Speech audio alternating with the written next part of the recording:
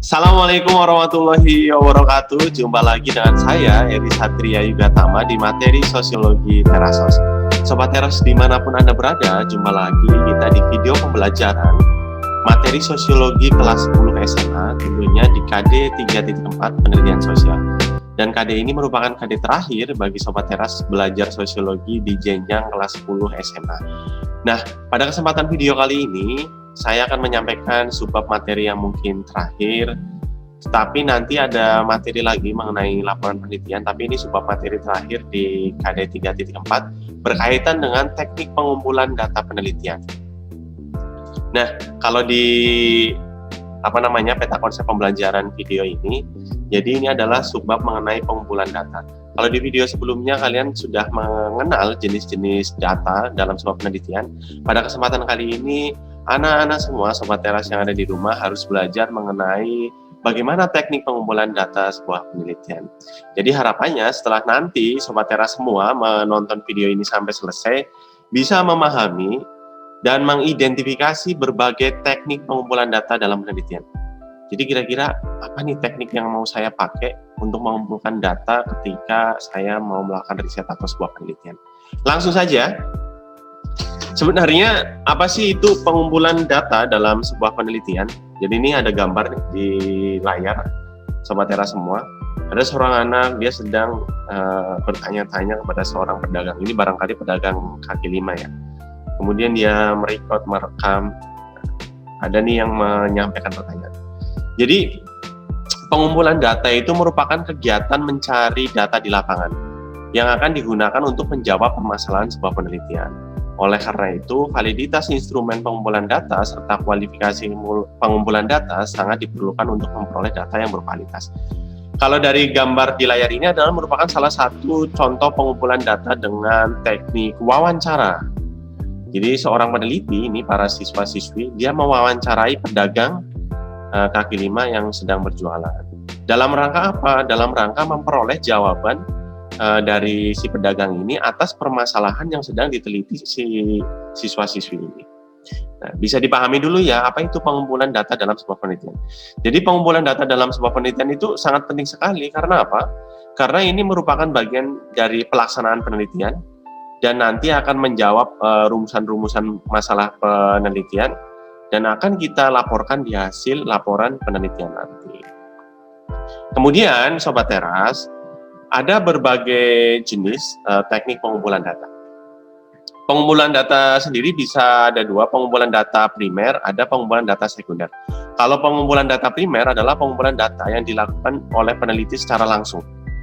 Sedangkan pengumpulan data sekunder adalah pengumpulan data di mana peneliti memperoleh data secara tidak langsung.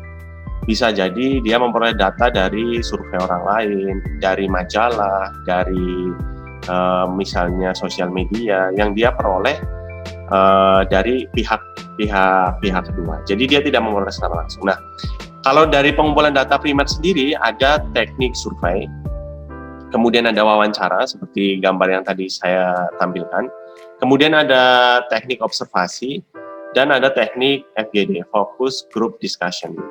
Nah, kemudian pengumpulan data sekunder yaitu melalui studi kepustakaan. Bisa mencari di berbagai sumber, baik itu entah langsung di perpustakaan atau dari majalah, ada dari media massa dan sebagainya. Kita langsung mulai saja. Teknik pengumpulan data primer, yang pertama adalah survei. Apa itu survei? Survei adalah metode pengumpulan data dan informasi dari subjek penelitian dengan menggunakan instrumen berupa angket atau kuesioner. Nah, contohnya saya taruh nih di samping angket penelitian. Pasti Sobat Teras di rumah sudah pernah ya mengisi angket, entah itu dari guru BK barangkali, atau mendapatkan broadcast di WhatsApp, Line, atau di Telegram, kemudian silakan untuk mengisi Google Form angket yang ada di link berikut. Kemudian Sobat Teras mengisi nih nama, kemudian ada opsi-opsi pertanyaan, ya, tidak, setuju, sangat tidak setuju, dan sebagainya. Nah, angket adalah sebuah instrumen yang digunakan peneliti untuk mengumpulkan data dengan menyebarkan sejumlah daftar pertanyaan kepada responden untuk dijawab. Nah, ketika Sobat Teras melihat seperti angket yang saya tampilkan di sini, ya harus dijawab pertanyaan-pertanyaan yang diajukan oleh seorang peneliti. Nah, ini adalah teknik pengumpulan data yang pertama, yaitu survei di dalam pengumpulan data primer. Kelebihan menggunakan angket atau kuesioner dalam teknik pengumpulan data survei ini, yang pertama adalah tidak memerlukan kehadiran peneliti. Coba bayangkan ketika kalian mendapatkan broadcast mengenai angket di Google Form, apakah peneliti hadir di situ? Tidak kan? Apakah kalian bertemu dengan penelitinya? Tidak, kalian hanya menggunakan jaringan internet untuk mengisi angket tersebut. Dapat menjangkau responden dalam jumlah banyak. Nah, ini salah satu kelebihan kuesioner atau angket, di mana bisa mendapatkan responden dalam jumlah banyak. Misalnya Sobat Teras mau meneliti mengenai pelajar di seluruh DKI Jakarta. Ya udah buat angket, kemudian disebar ke berbagai pelajar menggunakan sosial media. Nah, itu sangat mudah. Nah, ini salah satu kelebihan angket.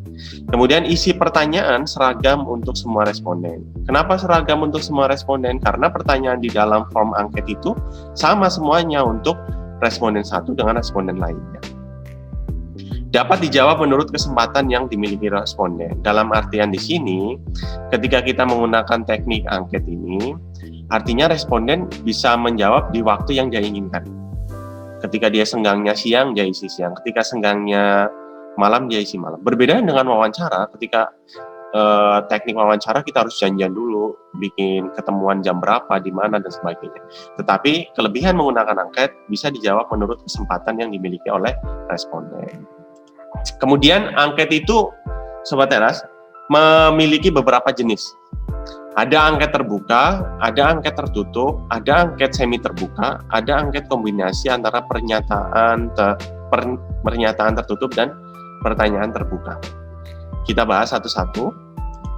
Angket terbuka, kalau kalian Sobat Teras di rumah pernah mengisi sebuah survei atau form di mana kalian bisa menuliskan secara esai, narasi dari sebuah pertanyaan, itu namanya angket terbuka. Misalnya nih, kegiatan aktivitas pada sesi 1, apa yang saya lakukan ya ketika pembelajaran pada sesi 1 di masa pandemi, diceritakanlah oleh kalian. Nah, ini namanya angket terbuka. Kenapa terbuka? Karena responden bisa menuliskan apa yang dia rasakan dari pertanyaan yang diajukan. Kemudian ada angket tertutup. Apa itu angket tertutup? Angket tertutup itu memiliki opsi jawaban. Jadi kalau Sobat Teras pernah mendapatkan form pertanyaan, kemudian ada jawaban setuju, sangat tidak setuju, atau Sobat Teras memilih jawaban ya tidak, atau misalnya ada opsi pilihan, misalnya di sini aplikasi yang digunakan ketika melaksanakan kegiatan pembelajaran. Apa menggunakan e-learning, Si Pintar, Google Classroom, email, WA, kemudian Sobat Teras hanya bisa mencentang, checklist, itu namanya angket tertutup. Kenapa tertutup? Karena jawabannya sudah pasti dan harus dipilih oleh si responden itu. Tapi beda ya, kalau terbuka tadi responden bisa menuliskan narasinya, kalau angket tertutup hanya ada opsi-opsi pilihan jawaban. Kemudian ada angket semi terbuka. Kalau angket semi terbuka, misalnya ada sebuah pertanyaan di form atau di survei itu, jawabannya ada ya, ada tidak, kemudian ada opsi lainnya. Opsi lainnya kalian bisa mengetikkan jawaban dari yang kalian miliki. Nah, itu namanya angket semi terbuka. Misalnya nih, aplikasi yang digunakan dalam PJJ, ada e-learning, Si Pintar, Google Classroom, Google Drive, kemudian di bawah Office, paling bawah sendiri, ada opsi lainnya. Kalian bisa menuliskan misalnya menggunakan Telegram, atau menggunakan website, atau YouTube, dan sebagainya. Nah, itu namanya angket semi terbuka. Kemudian yang terakhir ada angket kombinasi antara terbuka dan tertutup. Kalau kombinasi antara terbuka dan tertutup, Sobat Teras, artinya mengkombinasikan pertanyaan terbuka seperti ini, narasi, kemudian di bawahnya ada pertanyaan tertutup, opsi-opsi pilihan, ya, tidak, setuju, sangat tidak setuju. Nah, itu namanya angket kombinasi. Mengkombinasikan antara pertanyaan terbuka dan pertanyaan tertutup. Nah, Sobat Teras semua, itu adalah teknik pengumpulan data yang pertama, yaitu menggunakan survei. Survei itu menggunakan angket atau kuesioner. Ada kelebihannya, tadi saya jelaskan, kemudian ada berbagai jenis angket atau kuesioner, ada terbuka, tertutup, semi terbuka, dan kombinasi antara terbuka dan tertutup. Kemudian yang kedua, pengumpulan data yang kedua, Sobat Teras, yaitu wawancara. Pernah nggak Sobat Teras di rumah melakukan wawancara, entah itu terhadap Bapak Ibu guru atau terhadap seseorang dalam rangka untuk menggali informasi. Jadi, wawancara adalah metode pengumpulan data dalam bentuk komunikasi langsung antara peneliti dan dan responden. Komunikasi tersebut berlangsung dalam bentuk tanya jawab sambil bertatap muka antara peneliti dan responden. Contohnya nih seperti gambar yang saya ilustrasikan. Ini sebelum adanya pandemi ya, seorang siswi kemudian dia mewawancarai orang yang sedang berolahraga, bagaimana sih olahraga di tempat ini bisa memberikan manfaat atau tidak dan sebagainya. Nah, dia bertanya nih secara langsung. Nah, ini namanya wawancara. Pak, kalau masa pandemi gimana ya? Kalau masa pandemi berarti wawancaranya bisa menggunakan aplikasi virtual seperti Zoom, Google Meet, atau video call by Line dan WA dan sebagainya. Dalam pengumpulan data wawancara ada jenisnya. Yang pertama adalah jenis wawancara terstruktur. Yang kedua ada wawancara tak berstruktur. Wawancara terstruktur yaitu wawancara yang disusun secara terperinci. Wawancara terstruktur terdiri dari sederetan pertanyaan dengan jawaban responden dibatasi pada beberapa alternatif jawaban tertentu. Jadi kalau orang peneliti ini melakukan wawancara secara terstruktur itu dia sudah menyusun secara terperinci pertanyaan-pertanyaan yang akan ditanyakan kepada responden, kemudian dia memiliki opsi jawaban alternatif dari si responden. Ketika responden menjawab, kemudian dia mencoba menghubungkan dari opsi jawaban yang dia miliki. Nah, ini namanya wawancara terstruktur. Berbeda dengan wawancara tak berstruktur, yaitu wawancara yang hanya memuat garis-garis besar pertanyaan. Wawancara tak berstruktur ini disesuaikan dengan garis besar pertanyaan yang telah dipersiapkan. Jenis wawancara ini cocok untuk penelitian kasus. Nah, wawancara tak berstruktur ini adalah wawancara yang cocok untuk menggali permasalahan mengenai studi kasus. Jadi seorang peneliti hanya menuliskan garis besar, poin-poin besar dari permasalahan yang sedang dia teliti, kemudian dijadikan pertanyaan. Nah, maka ketika dia sedang melakukan wawancara nanti mengalir. Pertanyaan-pertanyaan mengalir sesuai dengan jawaban informan ketika dia memberikan informasi. Nah, ini namanya wawancara tak berstruktur.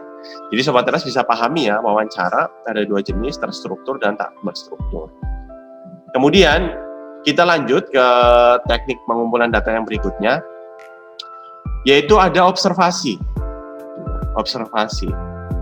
Sobat Teras pernah nggak melakukan observasi, misalnya nih yang senang melakukan riset atau penelitian, sedang meneliti mengenai anak jalanan, kemudian observasi di lampu merah, ada nggak ya anak jalanan yang sedang mengamen di situ?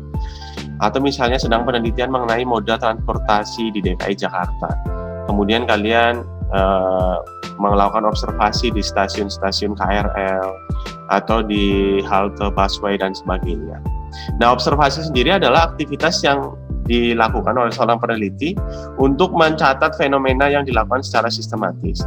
Observasi bertujuan memperoleh data secara langsung dari lapangan. Observasi dapat dilakukan melalui penglihatan, penciuman, pendengaran, peraba, dan pengecap. Contohnya nih seperti gambar yang saya tayangkan.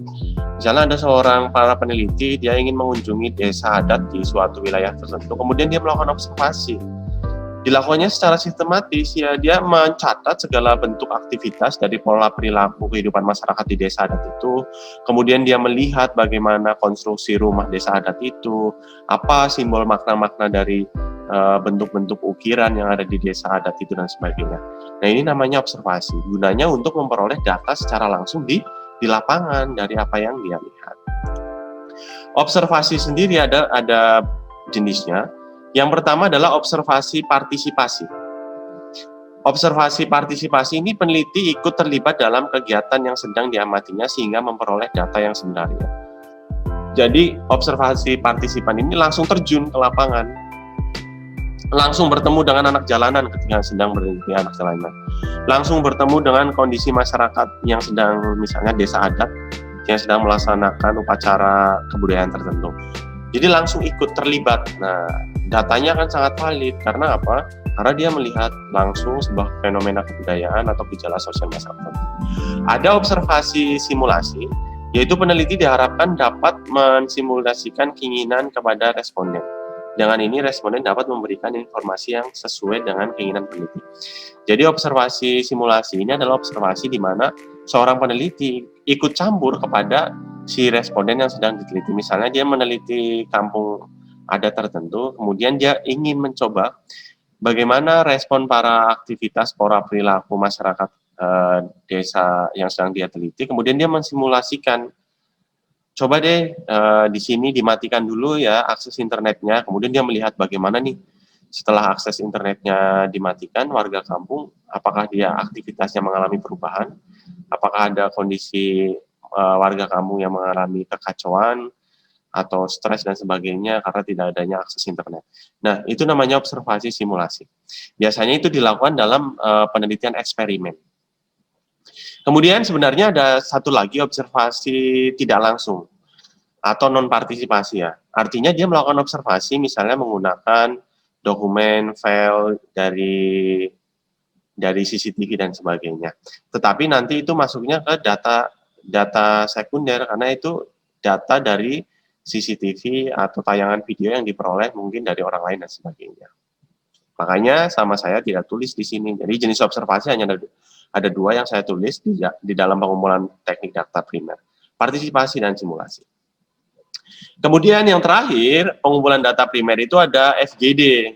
Ada focus group discussion. Diskusi kelompok terfokus. Mungkin Sobat Teras pernah mengalaminya di rumah mengenai FGD ini. Jadi, dalam FGD ini tujuannya ketika berdiskusi itu mendapatkan data sebanyak mungkin dari diskusi yang dilakukan oleh para responden dengan peneliti, mungkin di dalam ruangan tertentu atau di tempat tertentu. Data yang menggunakan sebuah forum diskusi dengan tema-tema yang sudah dipersiapkan oleh peneliti sejak awal. Nah, ketika melakukan FGD ini, harus ada tema atau permasalahan yang akan didiskusikan secara terencana. Supaya apa? Supaya diskusinya tidak melebar kemana-mana. Nah, ini namanya FGD, Forum Focus Group Discussion.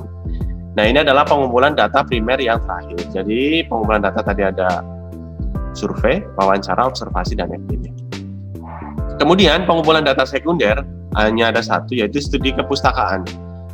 Studi kepustakaan adalah merupakan kegiatan pengumpulan data yang informasi yang memuat berbagai ragam kajian teori yang sangat dibutuhkan peneliti. Studi ini biasanya dilakukan dari berbagai sumber seperti buku, koran, majalah, naskah, arsip, atau termasuk dalamnya menonton televisi, media elektronik, atau berita di radio dan sebagainya. Atau datang ke perpustakaan langsung nih, seperti yang saya tampilkan, perpustakaan di luar negeri sangat bagus sekali. Nah, pengumpulan data sekunder ini karena peneliti secara tidak langsung berjumpa dengan responden kemudian mendapatkan datanya. Jadi ketika studi kepustakaan itu adalah pengumpulan data sekunder karena peneliti memperoleh data dari pihak lain. Atau misalnya di sosial media atau di website resmi seperti BPS dan berbagai lembaga survei resmi yang lainnya yang diakui dan datanya valid. Nah, jadi ini adalah teknik pengumpulan data menggunakan studi kepustakaan. Sobat Teras dimanapun Anda berada, selesai sudah materi kita tentang mengenai pengumpulan data, teknik mengumpulkan data. Jadi ada teknik pengumpulan data secara primer, langsung ada survei, wawancara, observasi, dan FGD. Kemudian ada teknik pengumpulan data secara sekunder, tidak langsung, artinya kita tidak memperoleh data, atau peneliti tidak memperoleh data secara langsung, yaitu dengan studi kepustakaan. Sekian dan terima kasih, semoga bisa bermanfaat materi mengenai teknik pengumpulan data bagi Sobat Teras yang ada di rumah, dan tentunya kalian sudah menyelesaikan materi KD 3.4 secara konseptual dan kalian harus mencoba melakukan riset penelitian. Kemudian kita akan lanjutkan ke materi bagaimana menyusun laporan sebuah penelitian dan bagaimana menyusun atau menganalisis data dari sebuah penelitian. Sampai jumpa. Wassalamualaikum warahmatullahi wabarakatuh. Dadah.